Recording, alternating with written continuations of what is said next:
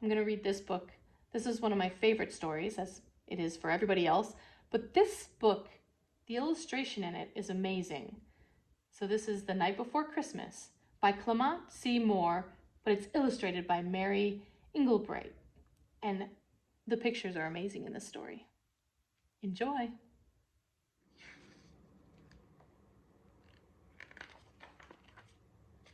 'Twas the night before Christmas, when all through the house not a creature was stirring, not even a mouse.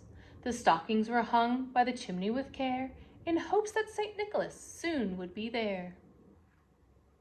The children were nestled all snug in their beds, while visions of sugar plums danced in their heads. And Mamma in her kerchief and I in my cap had just settled down for a long winter's nap.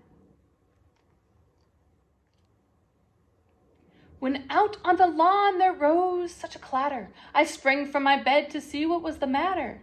Away to the window I flew like a flash, tore open the shutters and threw up the sash. The moon on the breast of the new-fallen snow gave the luster of midday to objects below, when what to my wandering eye should appear but a miniature sleigh and 8 tiny reindeer.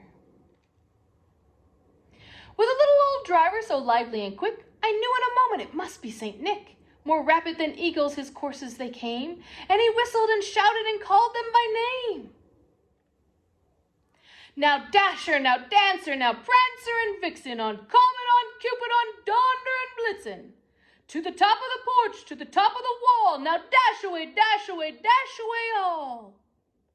As dry leaves that before the wild hurricane fly, when they meet with an obstacle mount to the sky.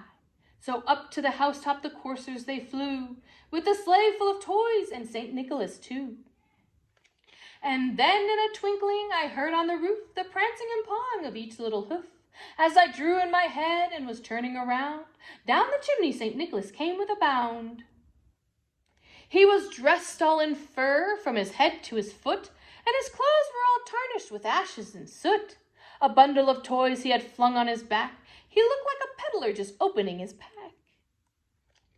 His eyes, how they twinkled, his dimples, how merry. His cheeks were like roses, his nose like a cherry. His droll little mouth was drawn up like a bow, and the beard of his chin was as white as the snow.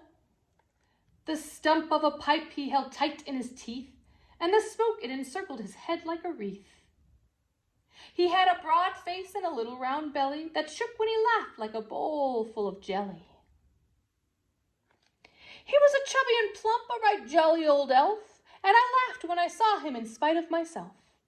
A wink of his eye and a twist of his head soon gave me to know I had nothing to dread. He spoke not a word, but went straight to his work, and filled all the stockings, then returned with a jerk. And laying his finger aside of his nose, and giving a nod, up the chimney he rose. He sprang to his sleigh, to his team gave a whistle, and away they all flew like the down of a thistle. But I heard him exclaim, ere he drove out of sight, "Merry Christmas to all, and to all a good night." The end.